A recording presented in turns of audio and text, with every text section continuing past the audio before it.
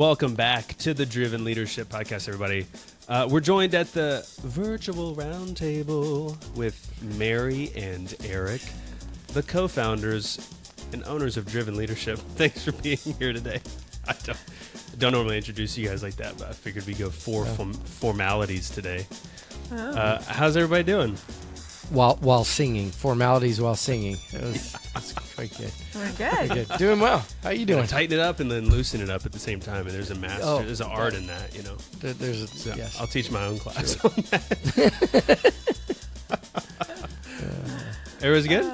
Feeling good? Yeah, It's really good. Really, really good. It's April. I'm not sure when this is playing, but it is April. Oh, it's playing Monday, baby.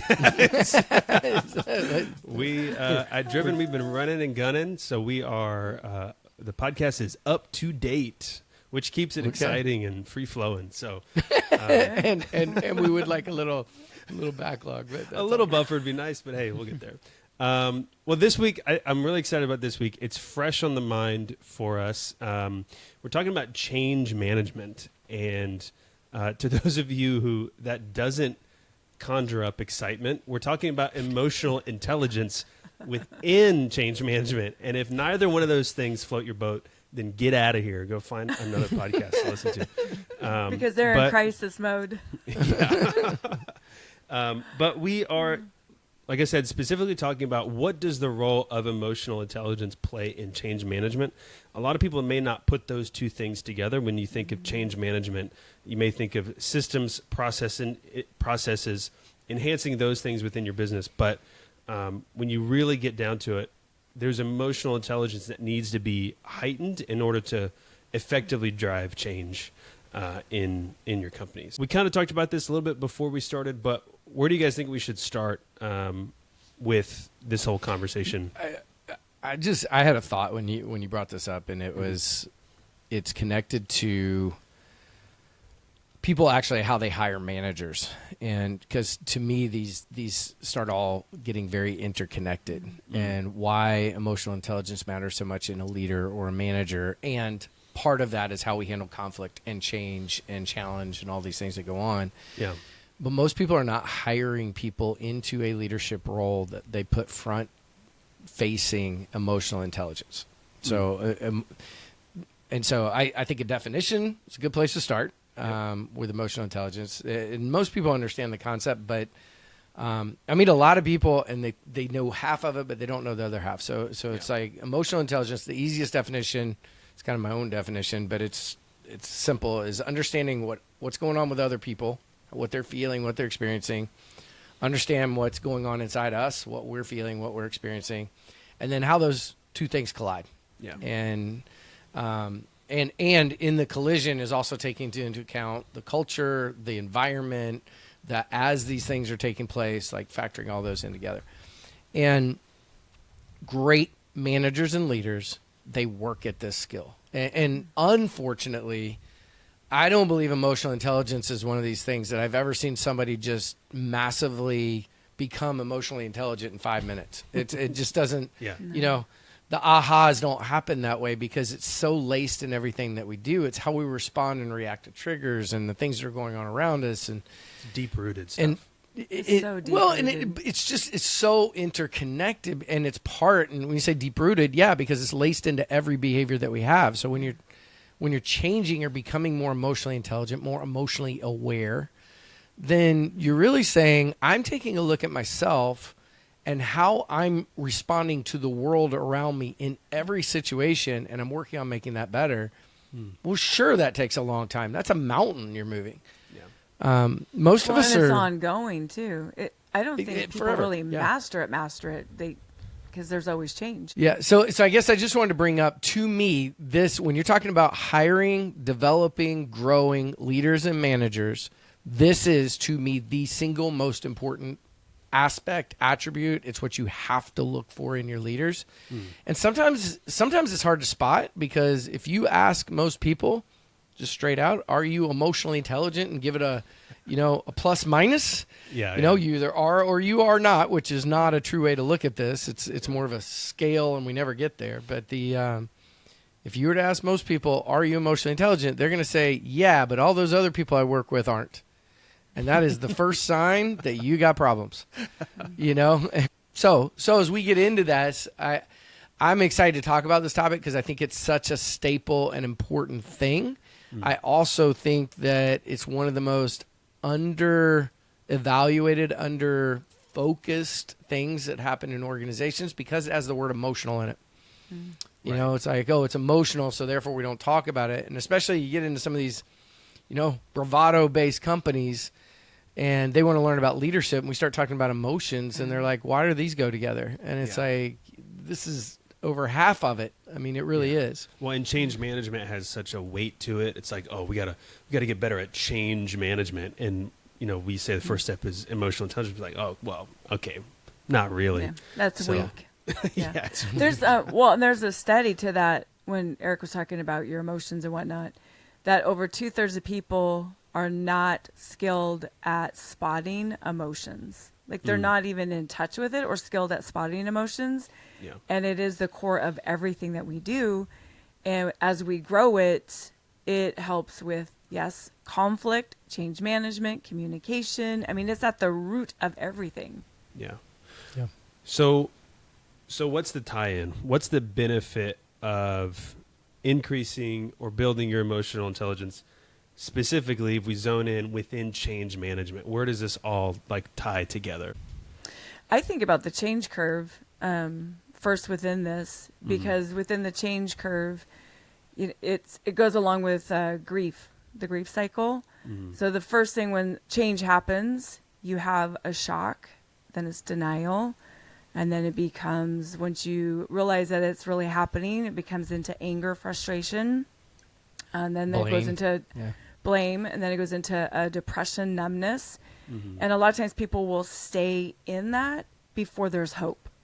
And so within emotional intelligence, if people are not skilled at spotting or understanding what they're feeling, and they're cycled through this blame and anger, and then they go back and forth between, kind of a numbness, checked out, disengagement will happen there a lot of times, actively disengaged if people aren't bought into the change.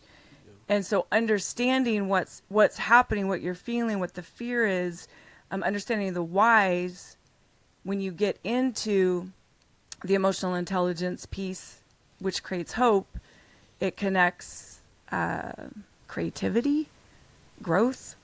Well, I think the flip side of that too, because we talked about change management in a couple episodes ago, and we talked about the change curve and really related it to how individuals bring themselves to the change curve.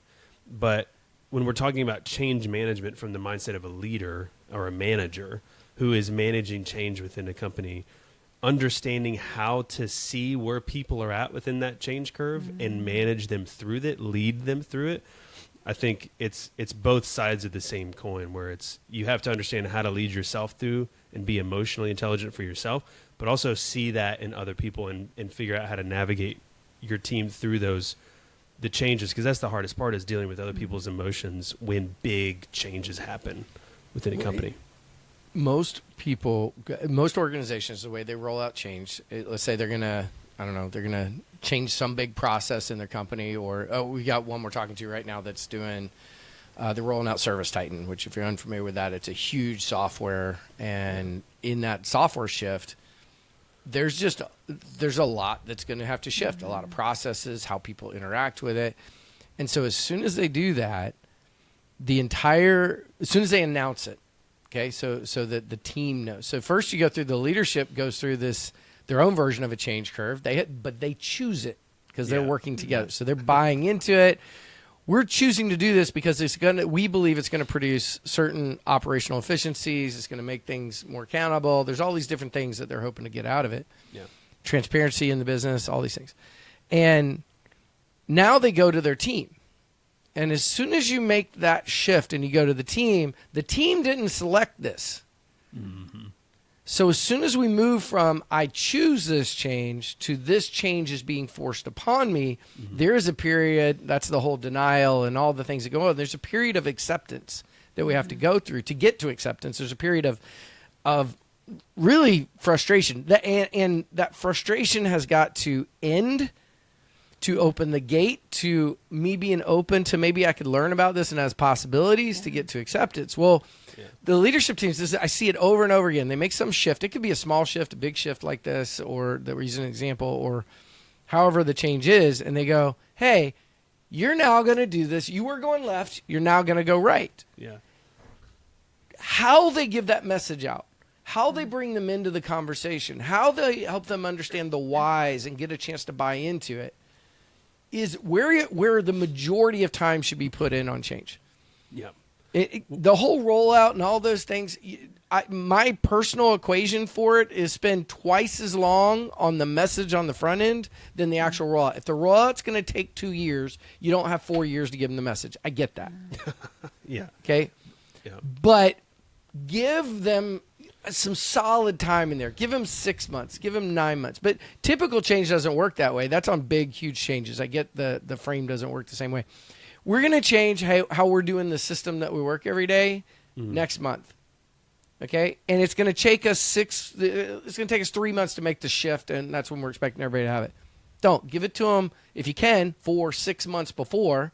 Go, hey, we're looking at doing this. Have them buy in me, do all these type of things. Now they come in, and that whole period of time where they're frustrated and all those things have been worked through before you got there. Yeah. And now the change is so much better. But that skill of recognizing that people need time, that this is an emotional thing, that they feel like they're losing everything from their certainty in what they do to the significance of their role to the, am I even going to be good at this? Am I even needed anymore because of these changes? There's all sorts of things that people go through. All of that, as a leader, is emotional intelligence to recognize, hey, Bob over here, he's going to be fine. He's bought in. He's good.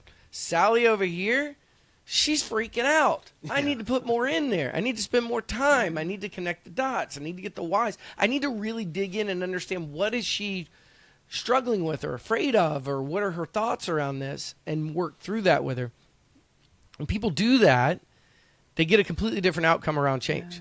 Yeah. So, the language I think is really important to highlight, where you mentioned with that frustration period or that period of like resistance where you have to change. You said you have to get through that period. What I have done, what I've seen other managers and leaders do, is they just ignore that period or try to bulldoze their way through it. And that is the antithesis of what you're saying, where it's like, as a leadership team, you've been preparing for this. You, like you said, you chose this.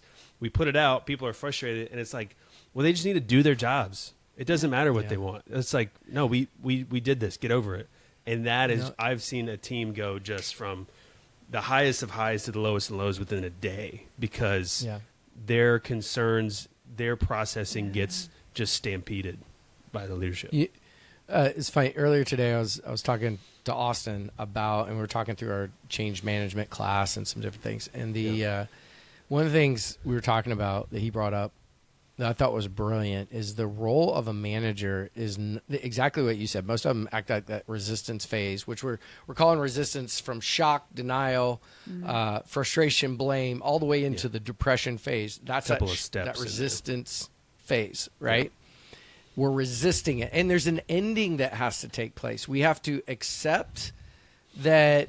So first we got to get to acceptance. Okay, this is actually happening. I'm going to buy into this. And I've got to want to get to the learning phase, which is, well, this is interesting. I wonder if this will work. Okay. Yeah. And different people have different levels of doing that. Our job as a leader is to walk alongside and work with them. That's what Austin was talking about. It makes it for me, I love that point of view. It's not to not have resistance. That's what everybody wants. Oh, we're going to take change management with you guys, and you're going to teach us how to not have resistance. We'll help you minimize it. Yeah. But no, you got to be skilled at walking alongside people in a resistant state, because that is normal human behavior. Yeah. We don't want the change. I've got to buy into it. I've got to get behind it. I've got to surrender to it in some cases.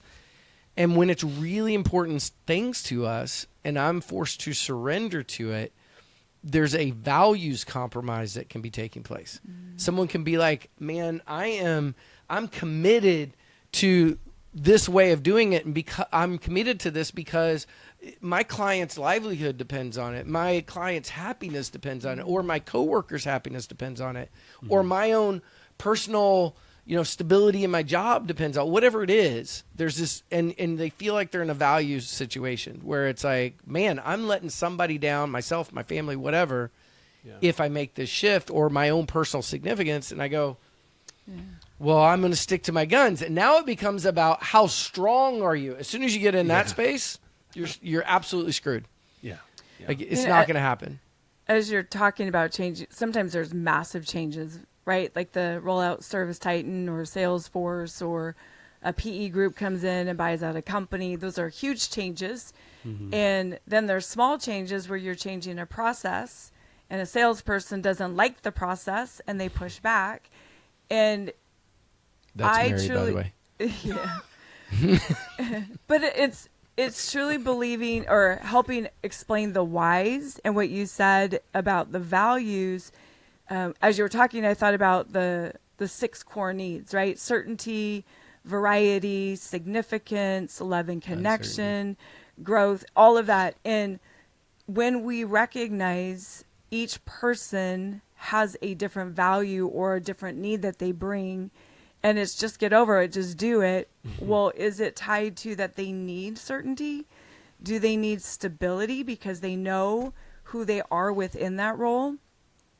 Which even goes into the DISC, right? Or however, whatever assessment you use to understand people's personality and what they need and they prefer. High S's need to know the whys, and they need time. And if you have a leader who is just that driver and they've planned and prepared, yet their people, their team, they don't really know what's going on. Just do your job and get over it. And yet you have someone who's so connected to their value of doing a good job, and they know what's expected and they don't want to make a mistake. Right. Now you've just rocked their world. Yeah.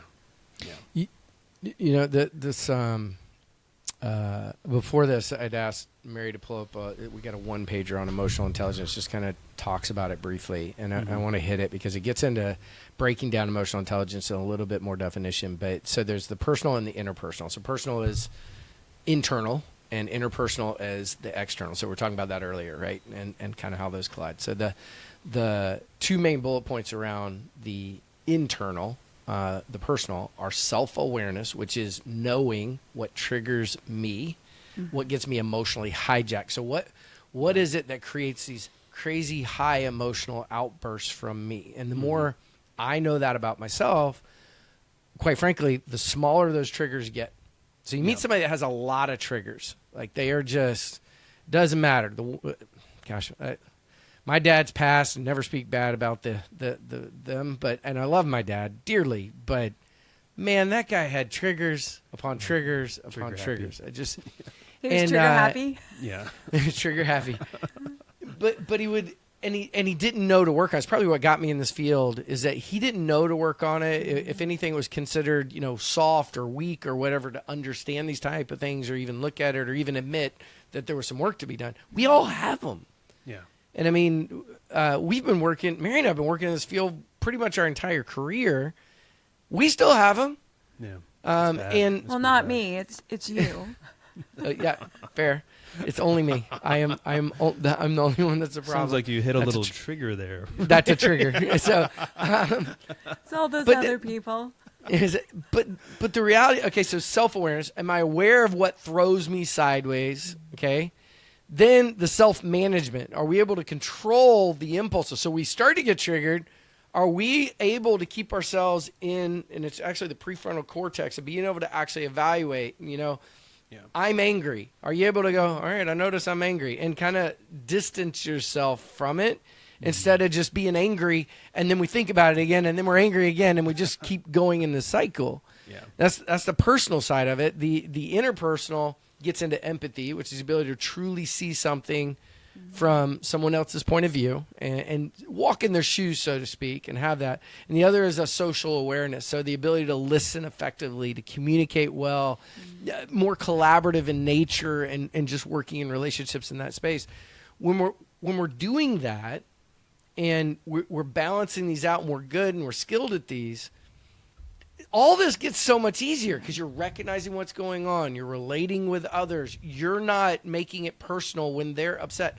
But to your point, Connor, you walk into a company, they aren't supposed to feel this way. They're just supposed to be good soldiers and do what they're told, and not have an opinion and not feel things. Well, that doesn't make any sense. Like that's not how human beings are wired. If you have a company full of good soldiers that just respond and do what they're told, you have one of two things.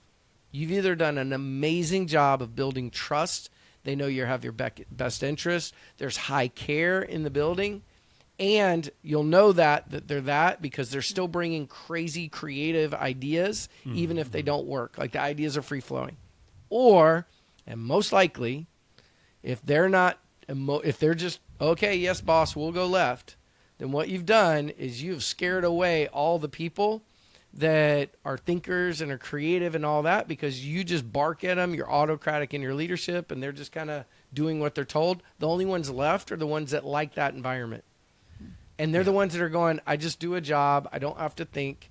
And I just get in and do what I'm told. No, it's good. Yeah.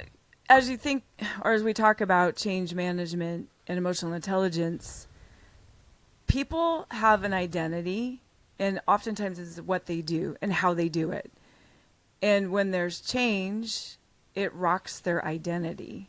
It rocks their value. And as a leader, we have to be empathetic and realize that everyone processes it differently. Some people, if it's not that big of a change, they can flex with it and they get excited. But there's other people who work so hard to be where they're at in whatever they're doing. And that change is creating this internal chaos. And it's how do we walk alongside them? How do we get good at asking questions to seek to understand and make it okay? Yeah. So I want to get into some practical, like how does this really look? Because for me, as a current leader, former leader, when I hear the things that we're saying about emotional intelligence and being aware and taking more time and asking more questions, I'm a high empathy. I have a high empathy score on my dimensional balance.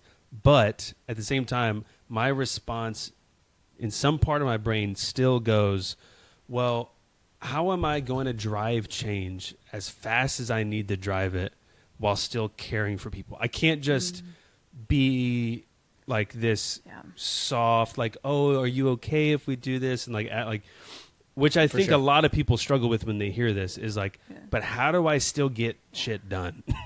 Yeah. So what are some of the practical ways that you guys have seen or that you recommend with balancing emotional intelligence, or really, I mean, the title of this episode, what is the role that emotional intelligence plays while you're managing change within your business and managing, like getting things done still?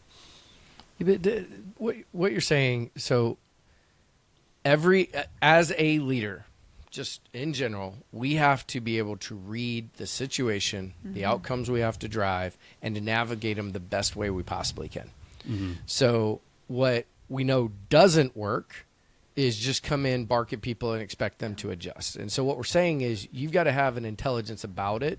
What were you going to say there, Connor? Well, I was going to say it doesn't work for long, or it doesn't work healthily for a long time. No, it'll you know work. what? You'll get stuff done in 6 months, and then you won't. And then you'll have a brand new team after 6 months. Okay, well said. Gone. You're absolutely right. You can control your way to it, and you can be, but yeah, nobody's going to stay there for long under that.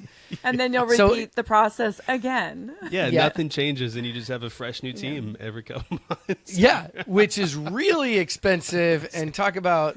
So I'm an ROI person, right? I'm driven for an economic response, meaning not just financial, but a return on time and energy and effort.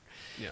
And the way, in general, I view these type of situations is kind of what we were talking about before, is the best return for our time, our energy, and what we're doing is to put time into the people, the communication, the answer questions, take the time on the front end, and it will pay massive dividends on the back end. Yeah. But what typically happens is we got to get a result. So you got to balance these two. Let's say you don't have a crazy amount of time. Then make it quality. Whatever you do have, put in. If you've got to walk into a room of people and go, massive change just happened. Let's take layoffs. They happen all the time. Yeah. You know, unfortunately, we got to lay all you off. And you go, well, you're laying them off. They're not your problem anymore. Got it. But you got a whole team there you're not laying off that's going to absorb all the emotion and the feeling and the things they're taking, that they're terrified for their job because that just happened that curtly and abruptly. So how you say, first of all, how you talk to the people, how you show care and empathy, and that's the time you got. We're laying you off right now in this moment. How you say it matters. And then you go back to the team. Now you got to put time into the team. You have to put the extra time that you do have into that team and going, okay, I know this has just happened. Let's talk it through. And you've got to spend the time with them, preferably more one-on-one, and working with them to help them get back out of that triggered state to get into productive. What people do, especially large companies, well, we just laid off 10,000 people. Get to work. You got to do their jobs, by the way, and work double time. Yeah. It's like and massively inefficient. One of the things to pay attention, talking about emotional intelligence, if people are in the high state of the emotion, when they're triggered, nothing is going in. They are in a protective, it is fight, flight, freeze. And so our first thing as a leader in change is we have to make sure that they come out of that triggered emotion. If they get into the medium low, you can start working with them more. But recognizing when they're in that heightened state of whatever the highest emotion is, they're in a protective mode. Yeah. You cannot, and that's even in conflict, right? It's in communication. How do you breathe? How do you get someone to process and then come back?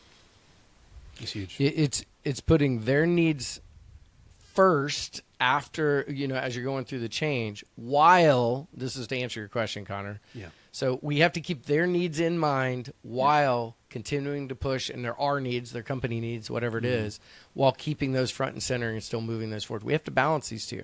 All we're saying is that if you just do the company needs or your needs and you're pushing that agenda and you don't take time for the people who are dealing with the changes needs, you will take that time one way or another. It's just whether you take it up front or you deal with it in the pain on the back end, or you deal with it in hiring new people because they all quit. Yeah. You're going to take the time. Yeah. So I genuinely believe people think sometimes that running a company is supposed to be like the military. It's the general's up there and says, we're taking the hill. They come in and bark. Here's what you're doing. Here's what you're doing. Here's what you're doing. And then everybody goes, yes, sir. And they run off and do it. The reason the military functions so well is because they are trained for emergencies. Yeah. And when they go out on a mission, it is an emergency. Everything is hyper-focused. The attention, the training, everything, we're putting it all into play. And people follow orders or they die. That's a true statement. So it's a different culture. We are training for an emergency. Work is we are training for the day-to-day. We didn't sign up to be in the military. We didn't sign up to take orders. Autonomy matters. My choices matter. I want a stake in the table of my future. I don't know if I said that right. We want a stake in the future, and we want a seat at the table. That's what I meant to say. Of the decisions that are being made whenever we can. We want to know that we have value and we have worth. Yeah. And if I'm doing a job, I'm not just a lemming that's in place to perform a job. I am in a job because my thoughts matter and my instincts matter, and you care about my development in those areas enough that when I make poor choices, you're helping me along. So if a leader's coming in and going, do your job, and that's the way they do change often, we need to change. What's really going on in these changes is that the leader feels inadequate at being able to handle the emotional response, the lack of everything, that they feel inadequate. So therefore they don't do and dive into it, and they turn around and just give subpar results, and then they wonder why it doesn't work. They backed away from it. They avoided it because they don't know what to do. That's my, in most cases, assumption. Yeah. As you're talking, I keep thinking of the needs that we have to be seen, heard, and valued. And in change, understanding your role sometimes in your identity gets rocked. As a leader, especially if there's a big change, even just doing a quick check-in a 5-10 minute check in with your people. Hey, just want to see how you're doing. You know, what can I do to support you? That piece alone helps calm people down. I see you, I hear you, you just checked in with me. And I can tell you, EOS right now with our L10 meetings, also understanding your priorities, because there's always change. But when you know your priorities, and I love when it's said is everything is urgent, nothing is important, and you're in change. And if everything is urgent, now we're spinning. So know your priorities, check in with your people. Yeah. And This is, breathe. the question that I asked to prompt this was one I was intimately familiar with, especially as a young leader working at Chick-fil-A in New York, and change was a daily thing.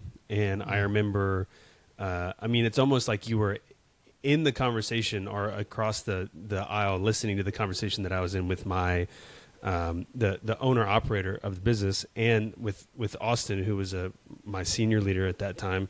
And they both sat me down and they were like, hey, you've lost every bit of influence you've had in the back of house, because I was coming in being just an absolute wrecking ball of this needs to be done, this needs to be done, this needs to be done, and expecting people to latch on to my urgency and be like, oh, well, he's passionate, he's getting pissed off about these things, we got to do them. But obviously you're just running yourself into the ground, because nobody's latching onto that. They're just being resentful of that, of like, oh, well, he just comes in every day and bitches and groans about the things that we're not doing when we're working our ass off, every day. And that coaching conversation that I had with Luke and Austin, I took very gracefully, and I went home and I journaled all night, and I came back the next day a renewed individual. Is what I wish happened. I was very upset and I was pissed off. I was like, wow, what an emotionally aware response to feedback. No. I said, you guys don't get it. They're a bunch of jerks and they're not doing what they need to do, and it's making my job harder. That is how the conversation went, and it was not good. And they said, well, you need to go home and you got to figure this out. And what I realized coming back, it wasn't an immediate change. It was because it had to be very fast. But what I realized was exactly what you just said, Mary. And my rule wasn't even 5 minutes. It was like 30 seconds. When somebody came in to clock in or clock out, I was connecting with them for at least 30 seconds about something outside of work. Because that's all I had to, or that's what I felt like that's all I had to spare. And what I realized very quickly was sowing those seeds throughout the day and day to day, when change was urgent and important and I needed rapid response from my team, they were much more willing to put into that and latch onto that, because I'd built a foundation back with them. And so if we were all just being, crapped on during a crazy lunch period, and I was in the middle of the kitchen just barking orders and screaming and getting people to do what I saw needed to happen, the connection was just massively different. And within 3 months, I was able to fully shift my position and my authority, so to speak, within the business, because of that small, simple thing. And the 30 seconds turned into longer periods of time with different people that I was then able to build up as leaders. But for me, when I asked that question about, like, what about the people who are like, well, I still need to get stuff done, I can't take the time to care about them. That was me 100% as a 23-year-old, trying to run the largest Chick-fil-A in Manhattan. And emotional intelligence was the thing that switched it all. It flipped it on its head without sacrificing that much time. It wasn't that I, sat down and did one-on-ones all day, one day of the week. That wasn't an option. No, that becomes overwhelming. Yeah, it's impossible to keep up with. Right. Can I ask you, was it that conversation, you went home, was kind of where we started. Did you go home and all of a sudden become emotionally intelligent and aware and start to know how to have those conversations? Or was that a lot of work you'd done prior and you just started to apply it then? Or what happened there? It was definitely, the reason I got into the pit that I was in was because I just got sucked into the busyness and the firefighting and all that other. I knew all the things to do, but I kept telling myself the narrative that I was living in was that I just don't have time to do those things. And I have to be successful in these other areas, so that is not a priority. But then when I flipped it and connecting with the team and being emotionally intelligent became the priority, then all of those other things became, massively easier. And that coaching conversation that I had with Luke and Austin, it wasn't like the next day I came back and it just put the mirror back in front of my face and gave me so much more awareness of, okay, I just talked to that person how I've been talking to them, but now I'm just waiting for a minute and seeing how they respond, and they're not responding. They don't really care. They're just doing it until I walk away. So I'm just picturing you go in next day and you're like, okay, I'm going to shift this. And you start working on having these personal conversations with them. Mm-hmm. How was that received initially? Weird. Yeah, they didn't trust me. Yeah, okay, good. Yeah, oh no. Yeah, right. They're like, what do you want? What's the point in this? Yeah. Exactly, yeah. And it wasn't that it's not that I even sat down and was like, no, look, I'm really trying to change. It was just I stayed consistent, and I gave parts of myself as well of like, oh yeah, I have a 1-month-old at home. It's really tough. He had a blowout the other night. Like giving part of myself to get things back and build that trust over time. And I really, that's what allowed it to happen so fast, because I was very quick with it. I was very honest with it, transparent with it, while not changing my passion for the job and explaining that as well of like, hey, and coming back with like, hey, I don't think I handled that well. This is what I'm wanting to do in that moment, So I just want to highlight, because we're talking about change curve, we're talking about all these things, and that story you just gave, your team more than likely wanted that shift out of you, right? To humanize you, to connect with you, to not just get barked at, all those type of things. So that's a wanted change. Mm-hmm. But you came in, and so people that are listening to this, they go, okay, I'm going to do this stuff. Well, in your case, you're digging out of a hole. Yeah. So to dig out of a hole, what people need to see is they need to typically understand the why. Why is this change happening? So that they know your motives, so they don't feel manipulated. Right. And then the other thing they need consistency. They need to see it consistent over time. So it's not just, today he had this epiphany. Exactly. But this is really who he is, and he stumbled and he's figuring this out. So you take that into the change curve. They went through their own change curve, even though they wanted the change. They went through probably denial, maybe shock. They're kind of like, he's being nice. What does he want from me? Clearly, he's not actually being nice. That's denial. Yeah. Right? Then they go into anger. Why has he been nice? Oh, now you're nice? I've been yelled at for 3 weeks. Now you're going to be nice to me? And then, so all that's what I've gone through? Right? And then, I'm not, hopefully they didn't go into massive depression, but there is this kind of, but seriously, there's this stage where, okay, I'm seeing that, but that's a lot of work. I don't even know if I want to give him a chance. Like I could see that stuff going on. Well, it's when is the shoe going to drop again? Yeah, exactly. Like, when's it going to happen? Like, but that's a change. This? Yeah, that's a change people want to have happen.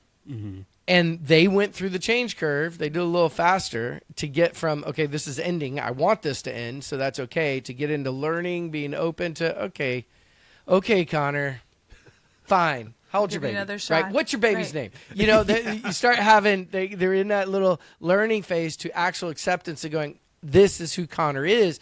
And literally they're reconstructing in their mind. They go home. Someone went home at work those first couple months where you're barking at me, lost all credibility. And they went home and they go, my manager's an asshole. I hate him. He's an evil person. He shouldn't be in the role. That's what they were saying to their spouse at home. Mm-hmm. And then they come back a month or two later and they're like, man, they've reinvented Connor. They're like, God, Connor's so nice. He keeps us organized, and he's direct, and he's efficient. And they're going home, and their spouse is like, what the heck? Did you get a new manager? And that really is, and what it's Jekyll and Hyde. Yeah, exactly. And the whole, I've never read Jekyll and Hyde, but it's the same person, right? Mm-hmm. Yeah. what I I don't realized going through that was that it's a choice to be made every day walking in. I can be this dictator and I can walk out and my checklist will be done, but people are flipping me off on the way out. and I can choose to be this other person who I truly want to be. I just have to give myself permission. But the true change when I realized that I really had not effectively done it was, like I said, that was probably legitimately in like a June, July scenario. When I had that conversation, the hammer came down. It was like, you got to change or it's not going to work. I ended up, we moved back to Louisiana in November, and sitting in a room with all of the team members, we had it was a monthly team meeting, and they brought in a cake and they said goodbye, and looking around the room and seeing team members like with tears in their eyes. And not that I need that, like my ego's not that big where it's like, oh yeah, I need people to cry at my going away party. But I was able to walk away from the restaurant, at least being able to fully confidently say, like, I made an impact positively. Finally, I got there. And I wish I could have stayed and continued that and saw that through. But I'm so grateful that I learned those lessons and I didn't have to leave on the, oh, thank God he's gone note, So it was pressurized situation causes change pretty quick. And that's what happened. And I'll forever be grateful for those opportunities and the people that were under me to create and to give me the ability to change in that way. So what you're talking about is having Luke and Austin. They were engaged leaders. And so the engaged leaders, they produce, 39% more engaged managers. And as a result, you produced 59% or more engaged people. And it starts with the upper leadership.